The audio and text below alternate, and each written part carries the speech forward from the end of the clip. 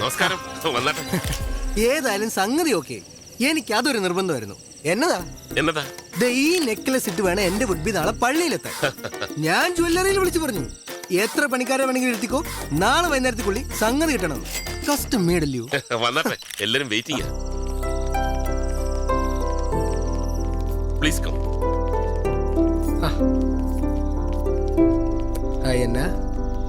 Okay, this is for you. Thank you. എങ്ങനെയുണ്ട്? കൊള്ളാം.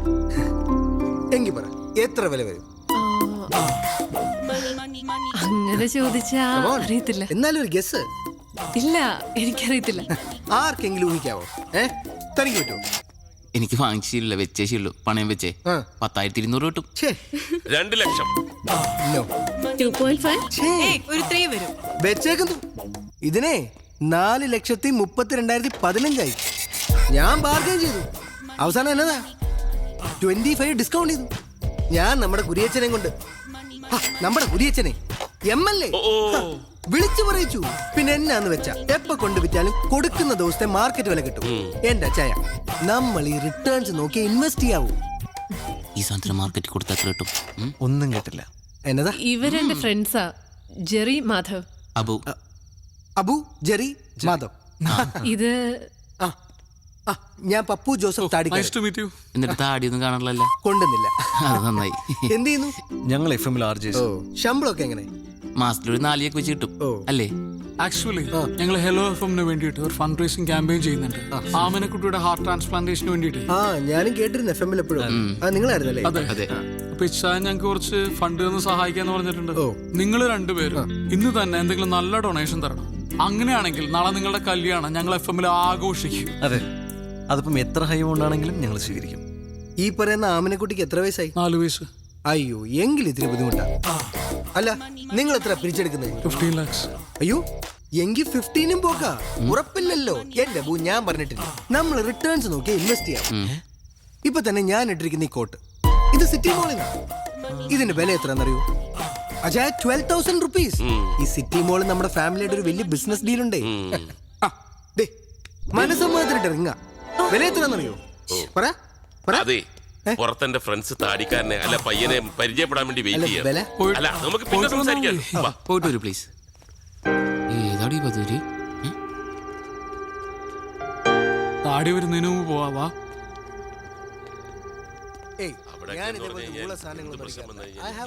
നോക്കിയേ, സ്കോച്ചിന്റെ വില പറയണണ്ട. ഇവനൊക്കെ എന്താണ് ചെയ്യേണ്ടത്? ഇവന്റെ വിചാരം നമ്മളൊരു പൈസ കണ്ടിട്ടില്ലെന്നാണ്. ഇവനൊക്കെ ഉണ്ടല്ലോ, അട്ടിച്ച് അവന്റെ അണപ്പല്ല് പുറത്തെടുക്കണം. ലോകത്തുള്ള ഒരു പെണ്ണിനും ഇവനെ പോലത്തെ ഒരു കൊരങ്ങനെ കെട്ടേണ്ട ഗതികേടുണ്ടാവരുത്. എത്ര പൈസ ഉള്ളവനാണെങ്കിലും എന്റെ പെങ്ങളെ കെട്ടാൻ വേണ്ടിയാണെങ്കിൽ ഇവനാണെങ്കിൽ ഞാൻ കൊടുക്കൂല. കൊടുക്കരുത്. കുറച്ചേരം കൂടി അവൻ അവിടെ നിൽക്കണമെങ്കിൽ ഇട്ടിരിക്കുന്ന ഷഡ്ഡിയുടെ വില എത്ര അവൻ ചോദിച്ചാൽ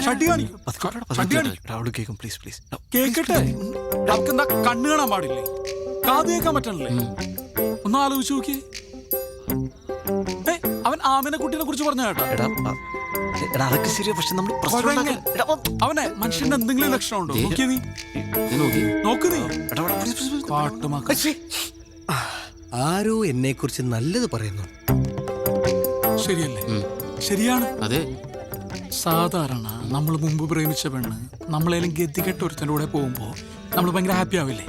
ഇല്ലേ? അതെ. ആ നിന്റെ സ്ഥാനത്ത് ഞാനായിരുന്നെങ്കിൽ ഇവനെ പോലത്തെ ഒരു മണ ഉണാഞ്ചൻ ആ പെണ്ണിനെ ഒരിക്കലും വിട്ടുകൊടുക്കൂല. ഞാൻ കൊടുക്കില്ല. ഒരിക്കലും കൊടുക്കൂലടാ. എനിക്ക് ഇപ്പോഴും തോന്നുന്നത് ഇവനിൽ നിന്ന് രക്ഷപ്പെടാൻ അവൾ എന്തൊക്കെയോ മാർഗം ആലോചിച്ചിരിക്കുന്ന പോലെ. നിനക്ക് തോന്നിയോ അങ്ങനെ? എനിക്ക് തോന്നി. എനിക്ക് തോന്നി.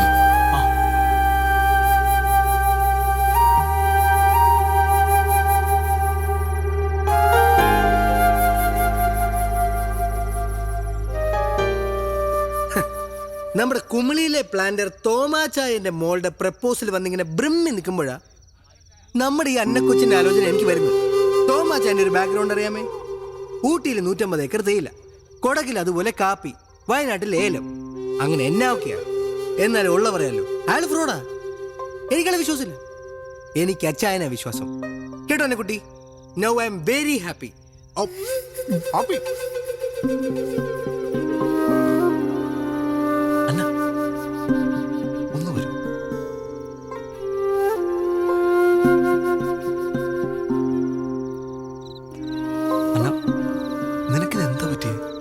എന്ത് പറ്റാൻ? എടിയ താടിക്കാരൻ കിഴങ്ങന്റെ ക്യാരക്ടർ മനസ്സിലാക്കിയിട്ടാണ് നീ കല്യാണം സമ്മതിച്ചത്. അതോ നിന്നെ ആരെങ്കിലും പെടുത്തിയതാണ് അയാളുടെ സ്വത്തും പണമോ കണ്ടിട്ട്? ജെറി എന്തൊക്കെയാ പറയുന്നേ? ഞാൻ എന്താ പറയുന്നത് നിനക്ക് നന്നായിട്ട് അറിയാം.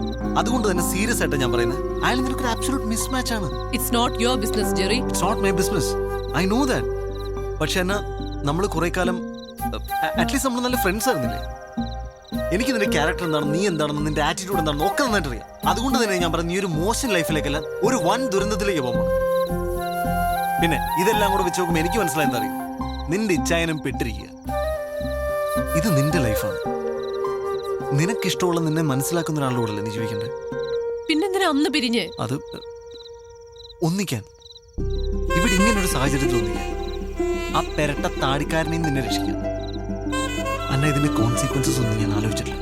നീ എന്നോട് വരുമെന്നല്ല, നീ പറഞ്ഞു.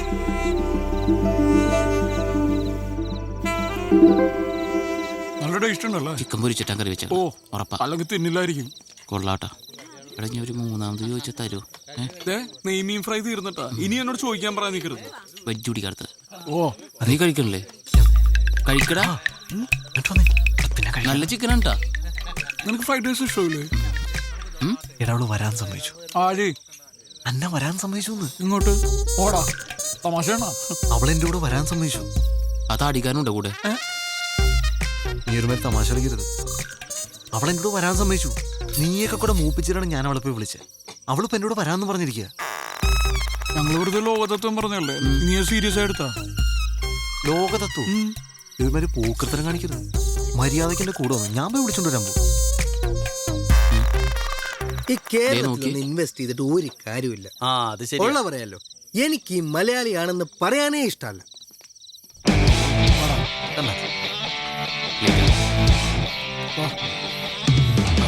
ചേച്ചി ഗിഫ്റ്റ് കൊടുക്കുമ്പോൾ സൂക്ഷിക്കണം. അപ്പൊ തന്നെ പൊട്ടിച്ചു വെക്കും. വെറുതെ നാണം കിട്ടുമോ?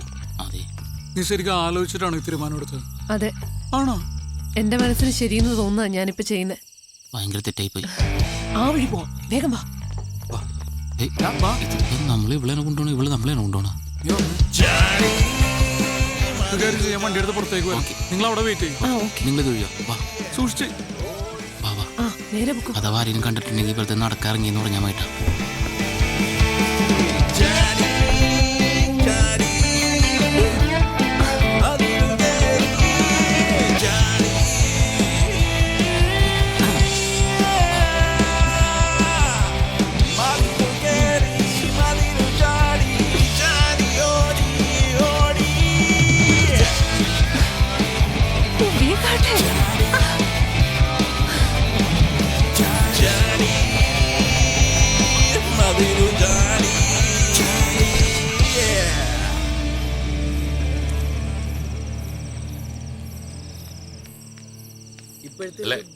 അല്ല, നമുക്ക് നാളെ പള്ളിയിൽ കാണണം. എല്ലാവരും ഫാമിലി ആയിട്ട് തന്നെ വരണം. ഓക്കെ വന്നേ.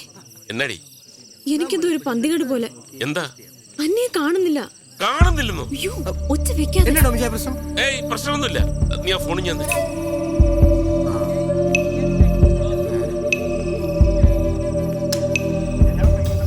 സ്വിച്ച് ഓഫ് ആണല്ലോ. ഒന്നുകൂടി വിളിച്ചു നോക്ക്.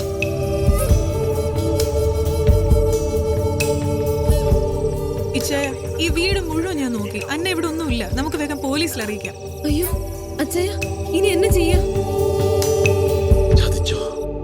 എന്നെ പോകുന്ന വഴിക്ക് വീടിന്റെ അവിടെ ആക്കണേ. ഇറക്കാം.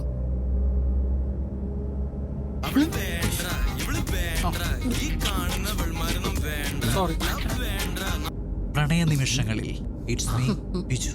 ഈ കാത്തന നിമിഷങ്ങളിൽ പ്രിയെ നിന്നെ ഞാൻ ഓർത്തു പോവുകയാണ്. രാത്രിയുടെ ഈ സുന്ദരയാമങ്ങളിൽ സംഗീതം എന്നെ മതോന്മത്തനാക്കുന്നു. ഉന്മാദ നിമിഷങ്ങളിൽ പ്രണയഭരിതമാക്കുവാൻ.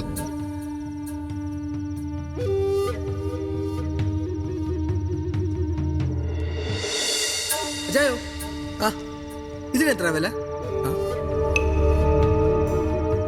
നീ ഫിലിപ്പച്ചായനോട് വിളിച്ചു പറ ആൾക്കാരുമായിട്ട് കോളേജ് ജംഗ്ഷനിലോട്ട് വരാൻ.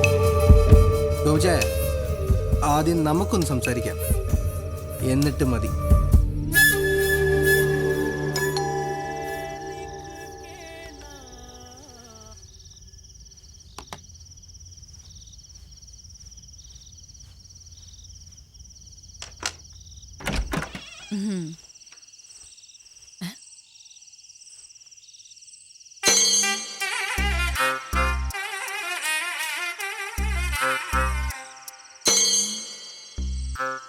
എല്ലാം വളരെ പെട്ടെന്നായിരുന്നു അല്ലേ? കൂടാൻ പോയതാ, കഴിക്കേണ്ടി വന്നു. ഇത് എന്റെ ഭാര്യ പ്രിയ. എന്താ ഇത് ഇത് അന്ന. ശരിയാ. എന്താ മാധവ്, എന്താ കാര്യം? എല്ലാം കൈവിട്ടു പോയി. എനിക്കൊന്നും മനസ്സിലാവണില്ല. അത് അതൊക്കെ പറയാം. അത് ഞങ്ങൾ നകത്ത് കയറട്ടെ. കേറി വരൂ, വരൂ. ചേരിപ്പൊക്കെ ഒന്ന് പുറത്തിടണേ. ഒന്നും വിചാരിക്കല്ലേ, കുറച്ച് വൃത്തി കൂടുതലാണെന്നേ ഉള്ളൂ. വരൂ.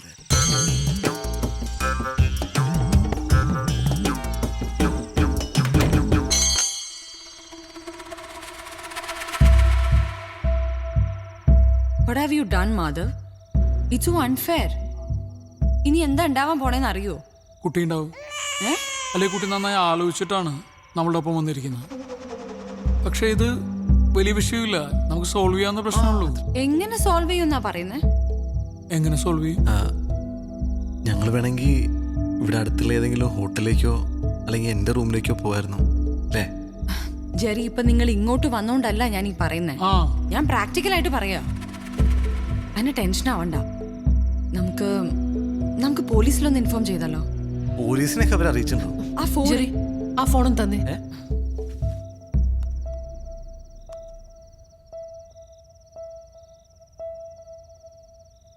ഹലോ ഹലോ, ഞാൻ അന്നയാ.